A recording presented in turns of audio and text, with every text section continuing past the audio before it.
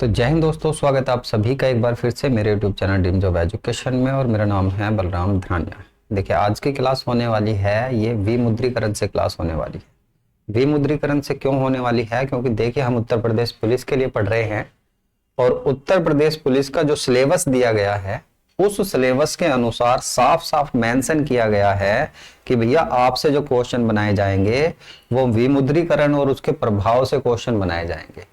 तो आपको ये पता होना चाहिए, क्योंकि आपने पिछले पेपरों का यदि एनालिसिस किया होगा तो पिछली बार जो जेल वार्डन का पेपर हुआ है उसमें साफ साफ यही सिलेबस दिया हुआ था और आपसे नोटबंदी की डेट पूछी गई थी, जो 8 नवंबर 2016 को हाल ही में नोटबंदी की गई थी। तो उसके बारे में पूछा गया था आपसे। तो ऐसा नहीं है कि वो सिलेबस के अकॉर्डिंग पेपर नहीं बना था भाई, बहुत पेपर बनते हैं सिलेबस के अकॉर्डिंग, क्योंकि सिलेबस दिया ही इस वजह से जाता है। तो देखिए, मैंने महत्वपूर्ण दिवस जो है वो भी मैं आपको करा रहा हूं, उनकी थीम वगैरह मैंने जो करंट के थे सभी करा दी हैं। उसके साथ साथ राजधानी और मुद्राओं की क्लास चल रही है आपकी, पुरुष और जीएसटी की क्लास देखिए मैंने करा दी है। और देखिए, आतंकवाद ये क्लास मैंने करा दी। और आज की जो क्लास है ये विमुद्रीकरण की क्लास है। तो इन टॉपिकों से, जो कि देखिए आपका उत्तर प्रदेश पुलिस में जो जीएस है, जीएस का जो पोर्शन बनने वाला है ये 38 क्वेश्चनों का बनेगा। तो 38 क्वेश्चनों में ऐसे ऐसे टॉपिकों से आपके क्वेश्चन बनाए जाएंगे। आपको सिलेबस का पता होना चाहिए और हमेशा बनते हैं। आप पिछले पेपर उठा के देखिए, इन सिलेबस से आपको क्वेश्चन वहां पर देखने के लिए मिलेंगे भी। तो चलिए क्लास को स्टार्ट करते हैं। तो विमुद्रीकरण और उसके प्रभाव। देखिए, जब हम विमुद्रीकरण की बात करते हैं तो आपने देखा होगा 500 और जो 1000 के नोट थे वो चलन से बाहर कर दिए गए। किस कारण से किए गए थे? कि भाई जो काली मुद्रा है, जो ब्लैक मनी है, उसको वापस लाना था। दूसरे नंबर पे ये चीजें होती हैं कि जो इसका इस्तेमाल किया जाता है आतंकवाद में, और जो जाली मुद्रा होती है उस पर प्रतिबंध लगाने के लिए विमुद्रीकरण किया जाता है। भारत में कितनी बार विमुद्रीकरण हो चुका है? तो भारत की बात करें, भारत में जो हुआ है, भारत में ये 3 बार हुआ है। 3 बार। कब कब हुआ है सभी को पढ़ेंगे। जो सबसे पहली बार हुआ था, प्रथम बार जो हुआ था, ये कब हुआ था? तो ये हुआ था 12 जनवरी 1946 ईस्वी को। उस समय तक देखिए हमें आजादी नहीं मिली थी और अंग्रेजी टाइम पीरियड में ये हुआ था। तो ये कह सकते हैं कि 1946 में हुआ था। और उस समय जो हुआ था आरबीआई के जो गवर्नर थे, गवर्नर, ये भी आपसे पूछा जाता है कि जब प्रथम बार विमुद्रीकरण हुआ तो आरबीआई के गवर्नर कौन थे? तो आरबीआई के उस समय गवर्नर थे सीडी देशमुख। आपने नाम सुना होगा यदि आप पढ़ रहे होंगे, 12वीं पास करके आपने फॉर्म भरा है तो आपको ये चीजें सभी पता होनी चाहिए। सीडी देशमुख। तो सीडी देशमुख उस समय आरबीआई के गवर्नर थे। क्या ऐसे भी क्वेश्चन बनते हैं? तो भाई आपसे हर तरह से क्वेश्चन बनाएगा। आपसे उस टाइम पीरियड के प्रधानमंत्री भी पूछ सकता है, वित्त मंत्री भी पूछ सकता है। चूंकि आरबीआई का नोटबंदी में बहुत बड़ा हाथ होता है तो आपसे आरबीआई के गवर्नर भी पूछ सकता है। तो चलिए बात करते हैं आगे। देखिए, मैंने अभी बताया आपको भारत के अंदर कितनी बार हो चुका है, तो 3 बार नोटबंदी हो चुकी है। प्रथम प्रयास मैंने बता दिया। दूसरा प्रयास कब होता है? तो ये 16 जनवरी 1978 को होता है। यहां पर और क्या क्या पॉइंट पूछेगा? तो पीएम पूछेगा। पीएम कौन थे? तो ये थे मोरारजी देसाई। मोरारजी देसाई जो थे इस समय पीएम थे। वित्त मंत्री की बात करें, और क्या पूछेगा आपसे? वित्त मंत्री पूछेगा। और क्या पूछेगा भाई बच्चों आपसे? तो वित्त मंत्री पूछे जाएंगे। वित्त मंत्री कौन थे? तो वित्त मंत्री भी लिखना आप, वित्त मंत्री। वित्त मंत्री के साथ साथ और कौन सा पॉइंट पूछेगा? और पॉइंट पूछेगा आपसे भाई कि आरबीआई के गवर्नर कौन थे? तो ये सभी पॉइंट आपसे एग्जाम में पूछे जाते हैं। ये सभी पॉइंट आपको पता भी होने चाहिए। यदि हम बात करते हैं वित्त मंत्री की, तो ये थे एच.एम. पटेल। और यदि आरबीआई के गवर्नर की बात करेंगे तो ये थे आईजी पटेल। दोनों पटेल थे, बड़े आसानी से याद हो जाएगा। आरबीआई के वित्त मंत्री, और देखिए वित्त मंत्री कौन थे उस समय नोटबंदी के समय, और उस समय देखिए आरबीआई के गवर्नर कौन थे ये पूछेगा। एक नाम और बहुत बार पूछा जा चुका है कि जिस समय ये नोटबंदी हुई थी, क्योंकि ये ही आधिकारिक नोटबंदी मानी जाती है प्रथम रूप में भारत के अंदर, तो उस समय भारत के वित्त सचिव कौन थे। चौथा पॉइंट यहां ये बन जाता है, वित्त सचिव, सचिव कौन थे। तो वित्त सचिव उस समय हमारे पूर्व प्रधानमंत्री पीएम जो रह चुके हैं, जिनका नाम है देखिए मनमोहन सिंह जी। मनमोहन सिंह जी उस समय में कौन थे, उस समय में वित्त सचिव के पद पर थे। तो ये सारे पॉइंट आपके दूसरी नोटबंदी जो हुई थी 16 जनवरी 1978 को, उससे पूछे जाते हैं। तीसरी नोटबंदी की बात करें तो तीसरी नोटबंदी जो हुई है ये 8 नवंबर 2016 को हुई है।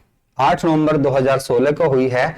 विमुद्रीकरण की बात करें, मुद्रीकरण की जो शुरुआत होती है, सबसे पहले ऐसा कौन सा देश बना था जिसने चलन की मुद्राओं को बंद किया और दूसरी मुद्राएं चलाई थी, तो ये था आपका यूएसए 1873। क्या डेट पूछेगा? नहीं पूछेगा, केवल ये पूछेगा वो देश बताइए कि जिसमें सबसे पहले विमुद्रीकरण किया गया। ये आ जाएगा अमेरिका। अमेरिका, अमेरिका यानी कि यूएसए के अंदर सबसे पहले क्या हुई थी, नोटबंदी की गई थी। आगे बात करते हैं, देखिए यहां पर 2-3 पॉइंट और लिख लीजिए आप। 8 नवंबर 2016 को नोटबंदी की गई थी। उस समय पीएम कौन थे, तो पीएम सब जानते होंगे कौन थे, मोदी जी थे। मोदी जी थे। यदि वित्त मंत्री पूछेगा, वित्त मंत्री कौन थे, तो ये थे अरुण जेटली। अरुण जेटली, ये नाम याद रखना, जेटली, अरुण जेटली जी थे उस समय पे वित्त मंत्री। यदि आरबीआई के गवर्नर पूछेगा, आरबीआई के गवर्नर पूछेगा कौन थे, तो ये थे आपके आरबीआई के गवर्नर उस समय उर्जित पटेल। उर्जित पटेल, देखिए तीनों जगह आपको पटेल देखने के लिए मिले हैं। तो उर्जित पटेल जो थे उस समय में कौन थे, आरबीआई के गवर्नर थे। इतनी बातें आपको पता होनी चाहिए। और जो दूसरी नोटबंदी की गई थी ये 8 नवंबर 2016 को की गई थी। ठीक है, आगे बात करते हैं। अब आपके मन में बहुत बड़ा सवाल आया होगा कि सर ये तो बता दो, अभी हाल फिलहाल में जो है 2000 के नोट बंद किए गए थे, 2000 के जो नोट हैं उनको बंद किया गया था, क्या ये भी नोटबंदी थी? तो इसे तो आपने बताया ना, तो भैया ये नोटबंदी नहीं थी प्यारे बच्चों। ये क्या था, ये था स्वच्छ नोट नीति के तहत इन नोटों का सफाया किया गया था। देखिए स्वच्छ नोट नीति जो आती है ये आती है 1999 ईस्वी में, जिसमें यह कहा जाता है कि जो कटे फटे या वैसे गंदे नोट हैं उनको चलन से बाहर कर दिया जाएगा। इन नोटों को बंद करने का कारण अभी नहीं बताया गया है, लेकिन ये नोटबंदी में नहीं आते। हालांकि ये जो नोट हैं 2000 के नोट जो हैं, ये नोट नोटबंदी में नहीं आते। हम इन्हें ऐसे कह सकते हैं स्वच्छ नोट नीति के तहत। तो यदि आपसे पूछता है कि स्वच्छ नोट नीति जो है वो कब आई थी, तो ये आई थी 1999 ईस्वी में। 2000 के नोट कब चलन से बाहर हुए, तो देखिए इसके लिए हुआ था आपका, ये हुए थे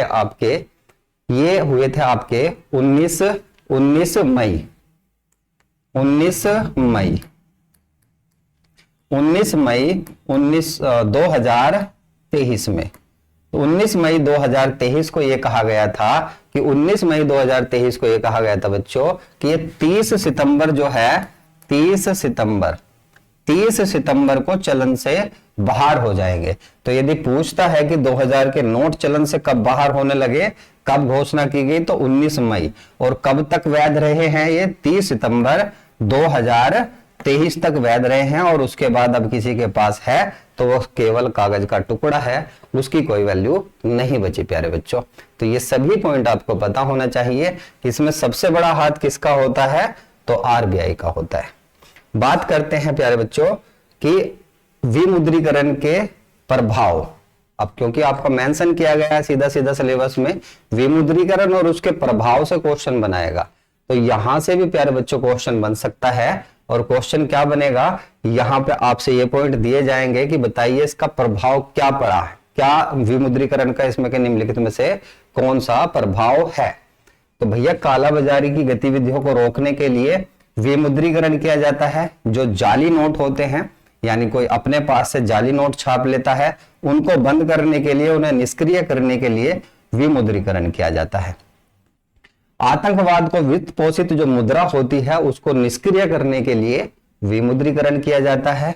बैंकों को विमुद्रीकरण से लाभ होता है और देश के अंदर जो है डिजिटल भुगतान को बढ़ावा देने के लिए, यानी कि डिजिटलीकरण को बढ़ावा देने के लिए, जैसे आपने देखा होगा फोन पे, गूगल पे और जीत आपका बहुत सारी ऐसी साइटें हैं जिन पर ये चलता है, जैसे एयरटेल पे, तो बहुत सारी पे है जिनके द्वारा डिजिटल भुगतान को बढ़ावा दिया गया है।